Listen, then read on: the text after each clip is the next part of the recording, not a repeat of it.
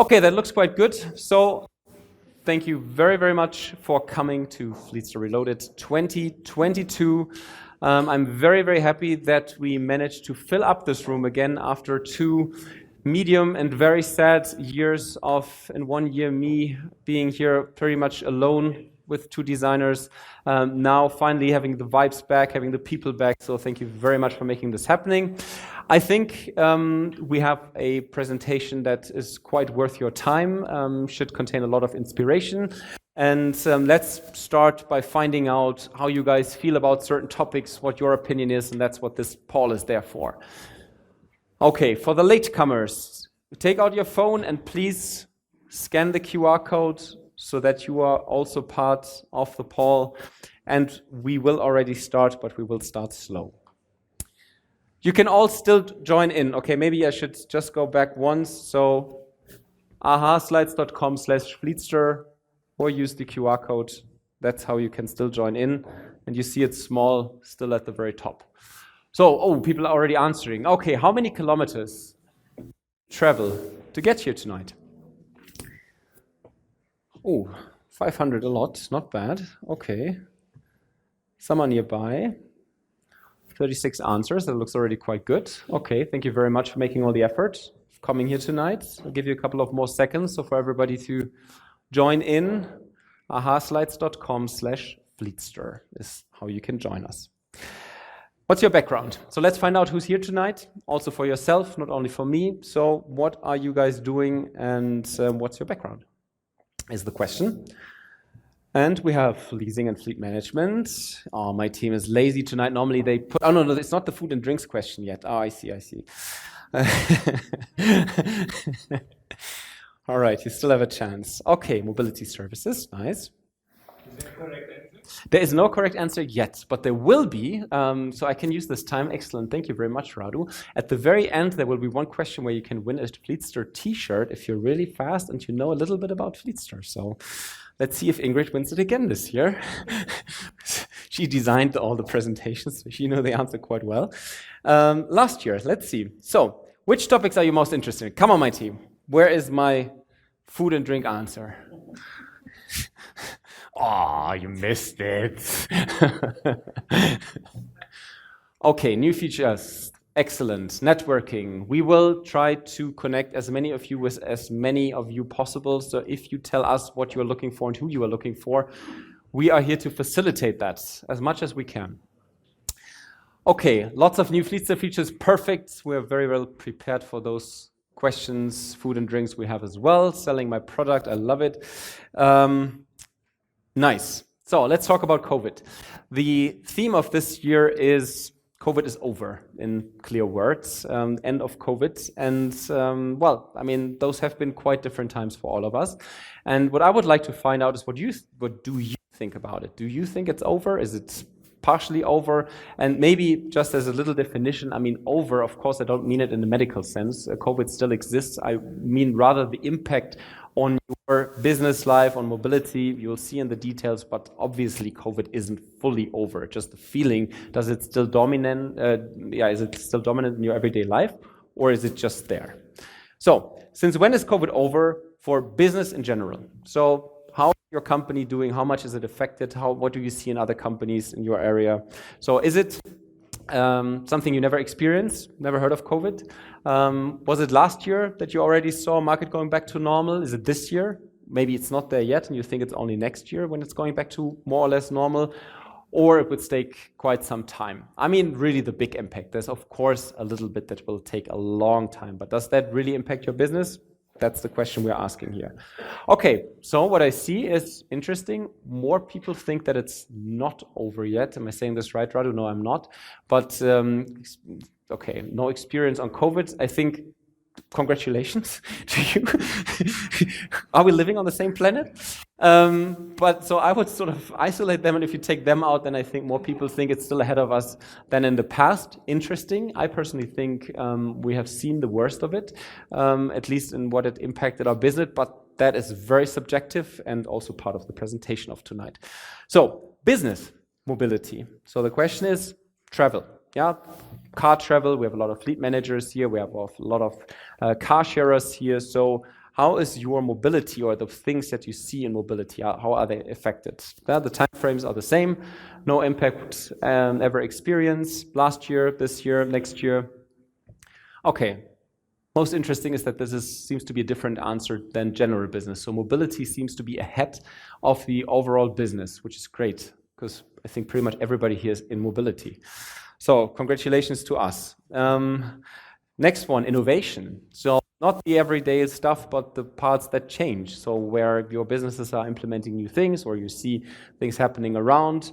What happens and how is COVID impacting it, has impacted it, and is it gone or not? Okay, innovation already last year. Interesting, okay. Yeah, now we're getting quite evenly distributed.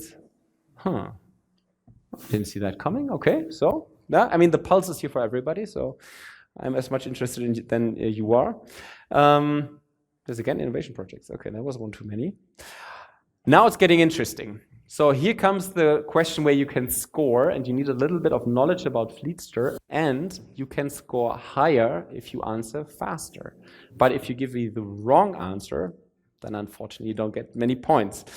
So if you already have your avatar, I would say, and I think you have only 15 seconds to answer. So Ingrid, let's hit it.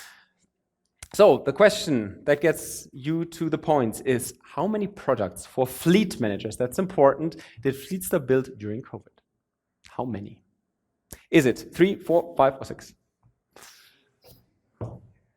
No answers yet? Is it working fine? Oh no, I think we only see the answers at the very end. Yeah, I was getting worried. Right, 5 seconds to go. So I hope you all have your answer, 3, 2, 1, and let's see how many read our newsletters. Yeah. So let's find out who gets the t-shirt. So now the question is, who's big? So whoever can prove that he or she is begged, then please come to me later. You will have a t-shirt. Thank you very much. Woo! Okay.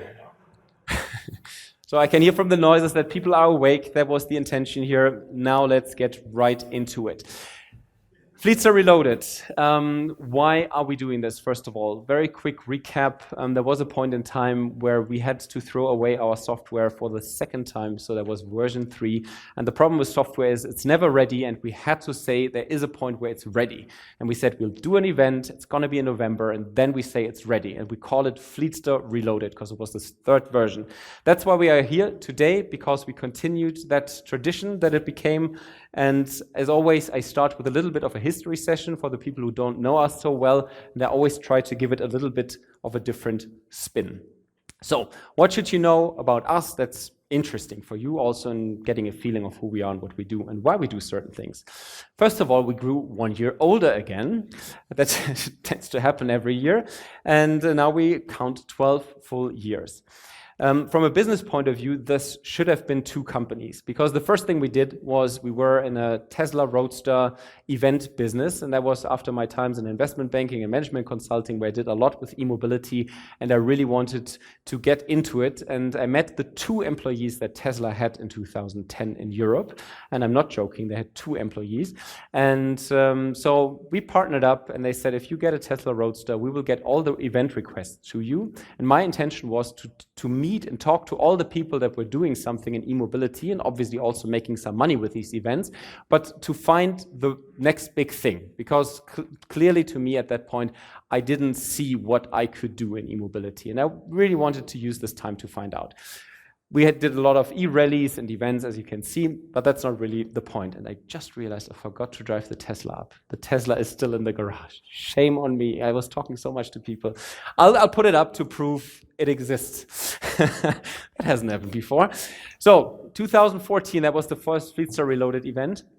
And that's the year when we did the third version. And the third version was a platform. So we built it in a fashion that the platform could pretty much do anything we wanted it to do, not only car sharing for electric cars, which was the initial idea. That's what we wanted to do with the software.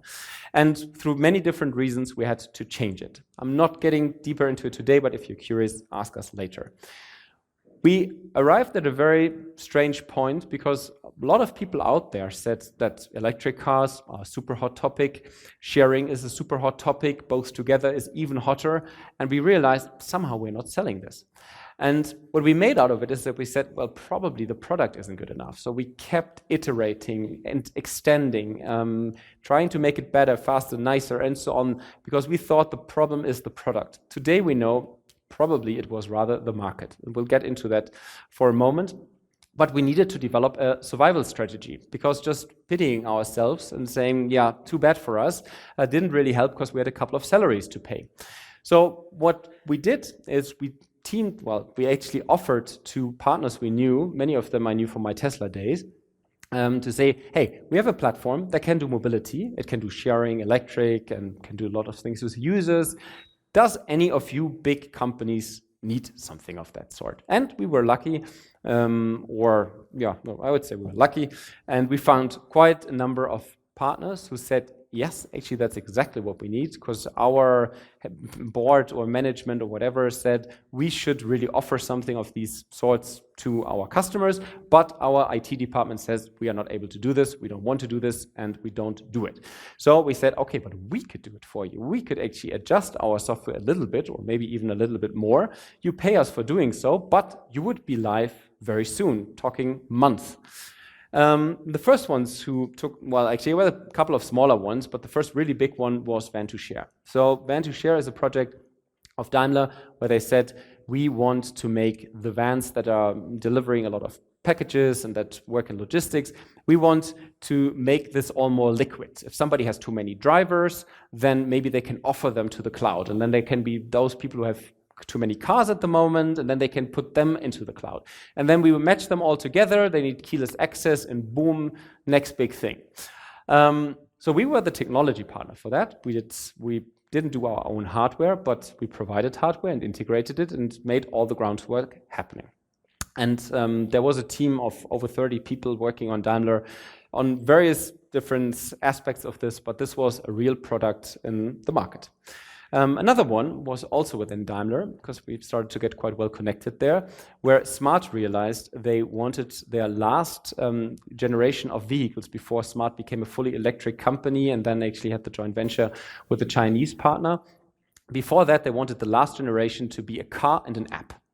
The problem is they didn't have an app, they didn't know how to build it, and they had already promised to be done by October in the beginning of the year. And that's maybe a bit too much, but they didn't have much more of an idea than what it should roughly do and the name. And that's not too good if you have 10 months to go live in various countries with thousands of cars.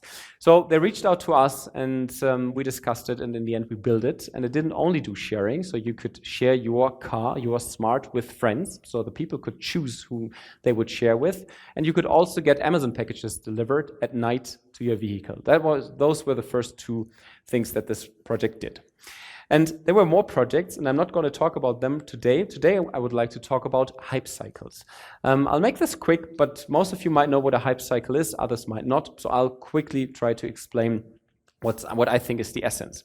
So a hype cycle is normally where you have a technological trigger, where something changes. The smartphone has been the trigger for so many cases that were not possible before. But there are other technologies that do something similar. So in e-mobility, we saw those, also in car sharing, and sometimes it's really technology, and sometimes it's also technology that's now suddenly affordable.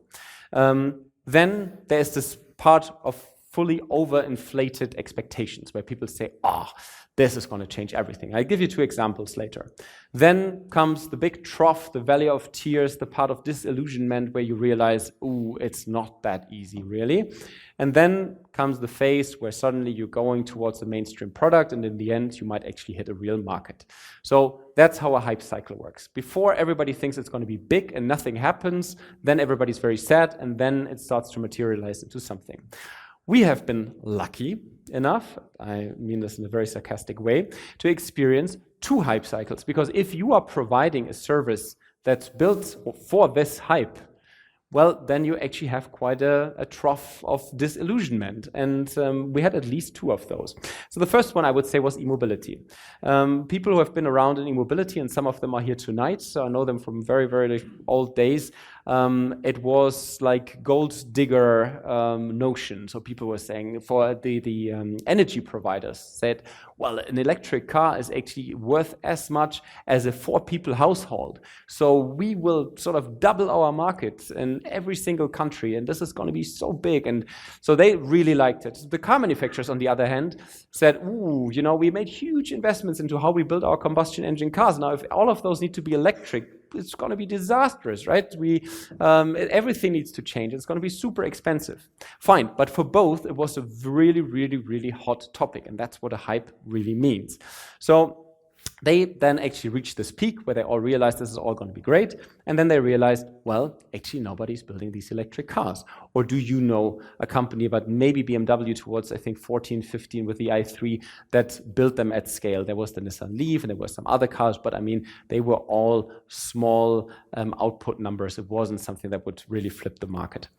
Okay, as we all know, today times are different, and companies like Tesla have certainly played their role, and everything has started to grow, and here we are. Now electric mobility is real in the mainstream.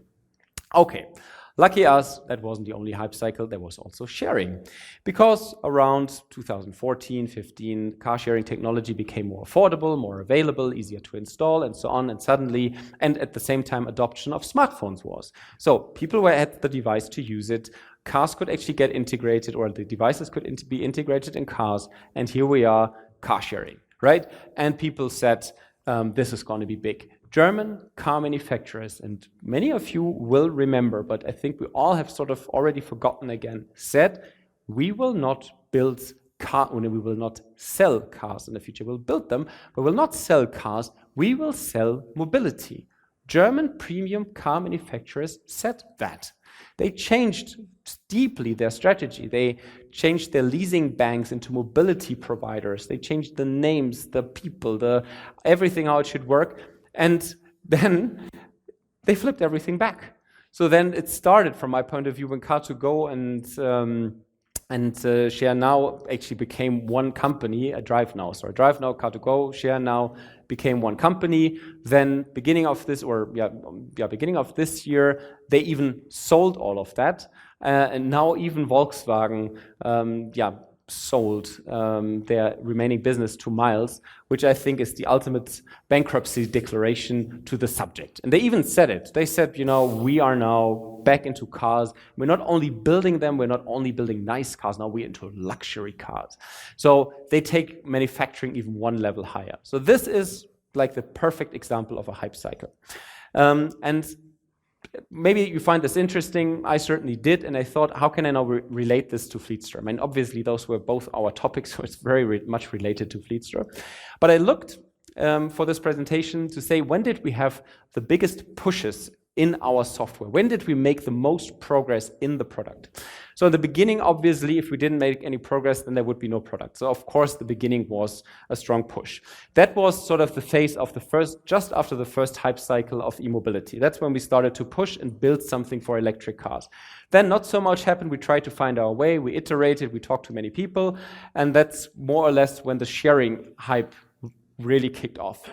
So that's when we actually went deep into sharing and did the big software projects with our partners. So again, we pushed the product much, much, much further and then checked out what we could do with that. So we plateaued a bit deliberately.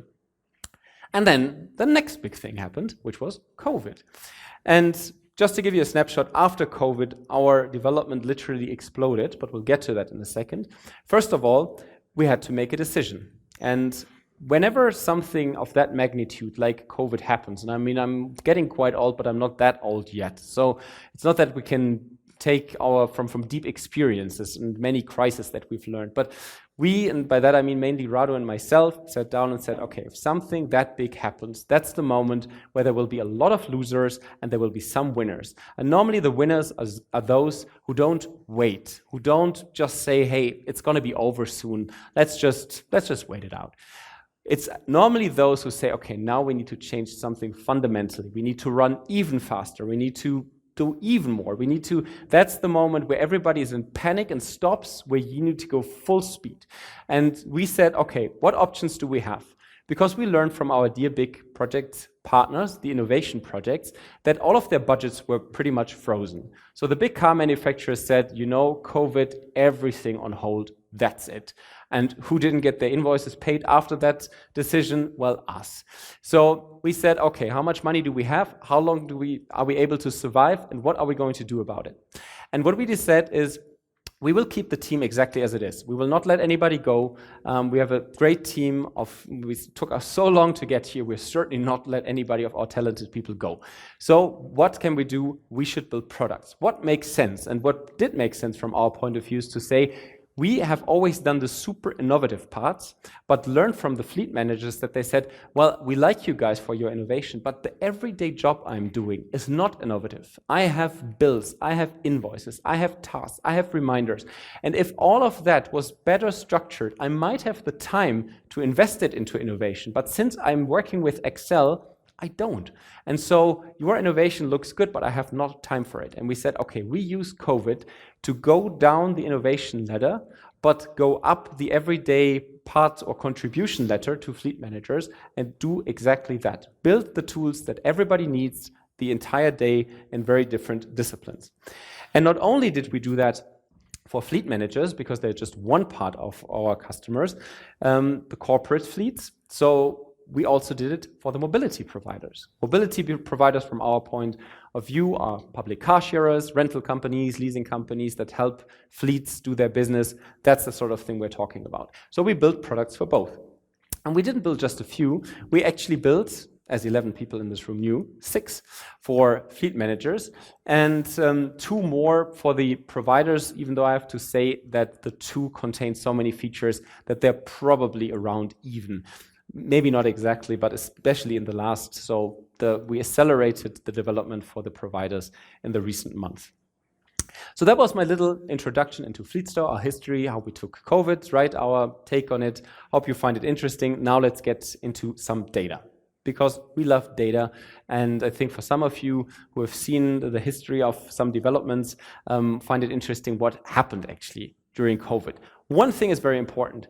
Because we built so many products, most of the data that we've collected over so many years doesn't really represent the new products. It's all about car sharing.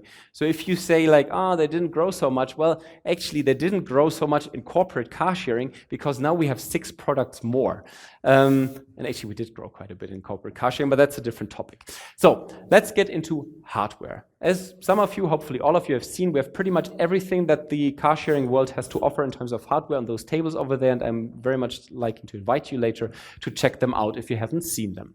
The first one, if you cannot read it, is the car sharing kit. That's the thing you build in the car and you open the car normally with an app. Then there's the key cabinet standing over there, which you put on a wall and you put keys inside. You have the key manager. That's actually a person. It's somebody who gives out key, a receptionist or sometimes the fleet manager, and they use our interface to organize it. Users book, of course, through fleetster. And then there is self-service, where the keys are just hanging somewhere. People pick them and bring them back, and the system assumes that it works the way it was booked. And then they can tell through the app if there were any differences. So what changed here? Actually, to our surprise as well, we thought, okay, the car sharing kit goes up, up, up, but it's just the distribution over all bookings, and that's important. It's not cars, it's bookings, yeah? So it's important where people are active. And there, the car sharing kit didn't do so much, and the one trend I can see is that the key manager is dying. For good reasons, because with a war for talent and for less and less people for the same amount of work, it makes even less sense to have a person managing keys. If you could either say, I'm letting technology solve that problem on the upper end, or I say, everybody has an app today, so they can actually tell me when they picked up the key, and since they're my employees, I trust them anyway. So this is how it's now going into 2 directions. So the one in the middle, and I'm very sure they don't mind not having that job anymore, although is the part that's decreasing in our world. Here you see bookings, business bookings mainly per year, and you see that the whole COVID plateau is over. We are growing again, and our bookings are going up. Obviously, that's also representing business travel. even more, and we're really happy about that, for electric cars. I mean, our idea was integrating electric cars into fleets.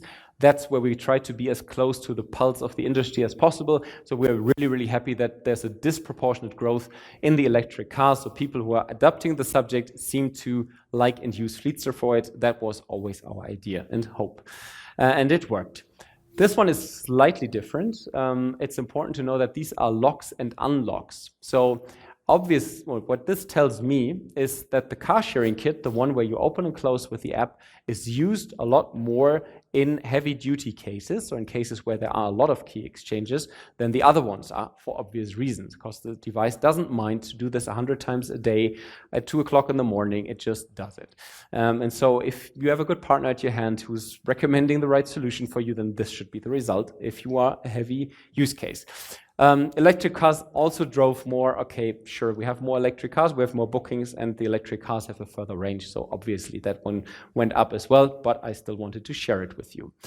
For us as a company, we grew quite a bit around the world. We now have 85,000 customers in over 22 countries with more than 10 languages. And I think we are about to add another language this month. So then we will even be at 11. Next one. Let's look back at what we achieved this year and maybe a little bit before, but main focus is on this year. So one feature, and now, first of all, we'll talk about fleet manager features within a company.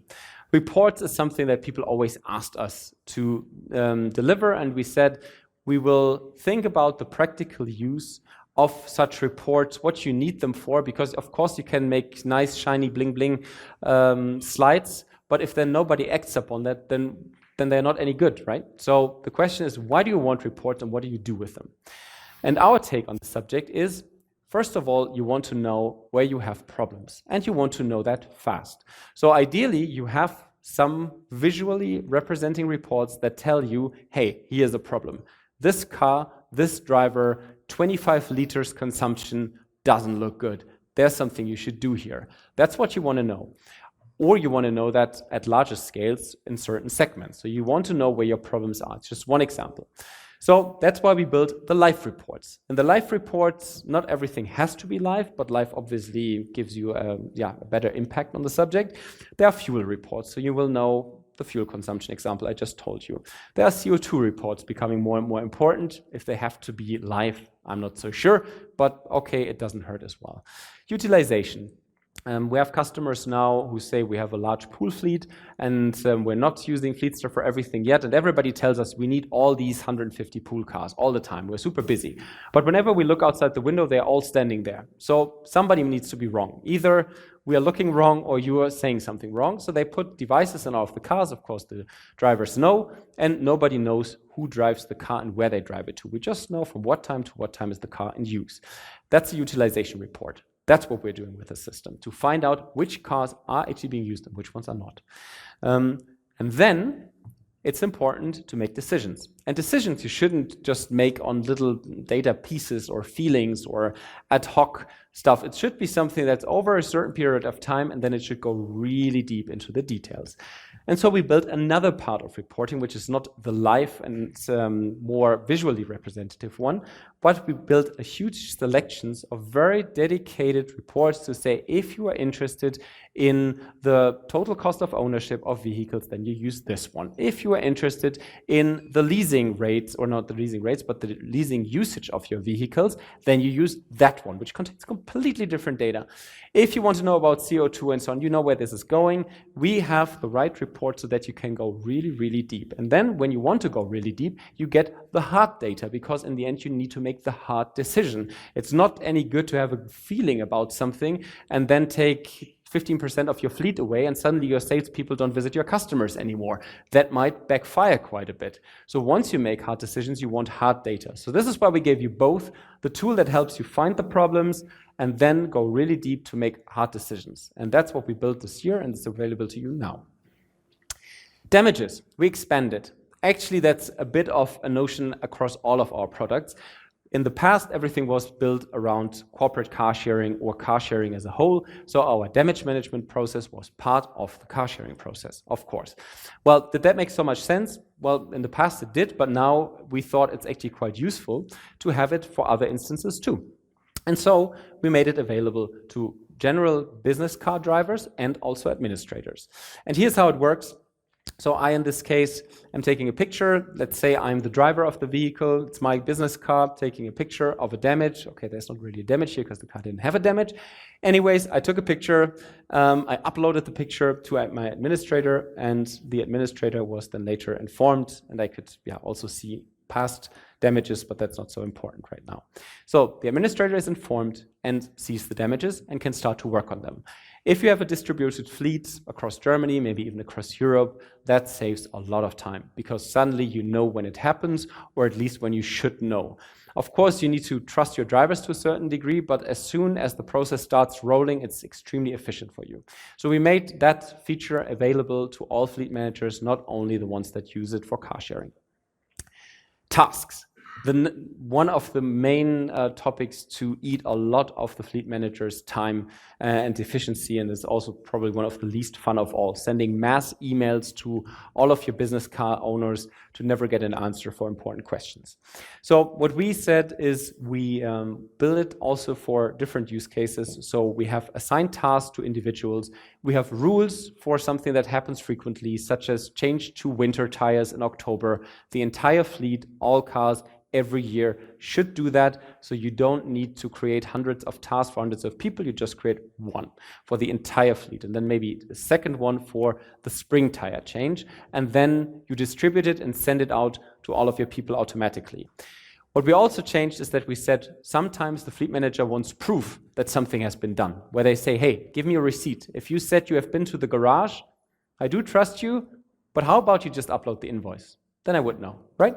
So that's a feature we built, where we said, if they don't upload a picture of whatever I asked them to upload, the task isn't completed. And then for the very hard cases, you can also say, and an administrator needs to approve that it's true what the person did. So you can imagine how much time that would have costed in emails or phone calls. And let's quickly run through it. So now I'm creating a task. In our task list, I say, hey, user, I think your car, I should actually know, but I don't, your car's TÜV will expire soon. Can you please go and double check with me, go to your car and find out if that's true. Then I hit save, me the fleet manager, and in that moment, the driver gets a push notification. And it says, your fleet manager would like to know something from you. Please check out what it is exactly. And then in the task, it says, hey, please go to the car, take a picture of your TÜV plaquette, whatever that is, sticker, and send it to me. Okay, the driver, of course, being a nice person, goes to the nice business car they have and takes a picture, and of course finds out that happens with a Tesla like pretty much every second year, that we forgot to do the TÜV on the right time, because I'm always taking the bike and it's just standing there, unfortunately. Anyways, that picture is uploaded to the administrator. The user gets a success message, which says, okay, we think you did the job well. We don't know yet what's in it, but we'll find out soon. So thank you for the moment. Fleet manager now gets the picture, sees the task, has the job to say, do I approve this? Is this good enough for me? He says, yeah, I see everything I need to see. The Tesla needs TÜV. Okay, that's what I needed to know. That was easy. Thanks. And that's how tasks work in a world where you don't write emails anymore. UVV, one of those topics that I would consider incredibly boring. I think most fleet managers would agree with that. Extremely tedious, and if you don't do it and you get into legal problems, you get into big legal problems. So that's why people don't really like to solve it, but they know they have to, and if it's made easy for them, then why not? And that was our intention here. So we built mobile application, or we made the feature in the mobile application, we built it in the web. We built the training materials, because what an UVV actually is, it's a driver's roadworthy check. So it checks if the people should drive a business car. In Germany, it's mandatory by law, but there are other countries that have similar types of tests, sometimes only in certain industries for professional drivers, but where you frequently need to check, is that person fit to drive a business car? And it can be extremely tedious, and if you cannot prove that you've done it, then it might have some legal repercussions for you. So we built the training material, and we built the test feature. So now the users can actually be prompted to say, it's time for your test, And if you don't do it, first of all, I bombard you with email reminders. And if you are intending to use a pool car, it's blocked. So do your test. And obviously the fleet managers see who did that test and only need to chase the people who didn't, not everybody. So that's the UVV one. You do your test and then you are getting your approval, and then your status is green and you can continue normally for another year. All right, that was what we did this year. All of this is live, all of this can be tested, all of this can be seen later, and much, much more.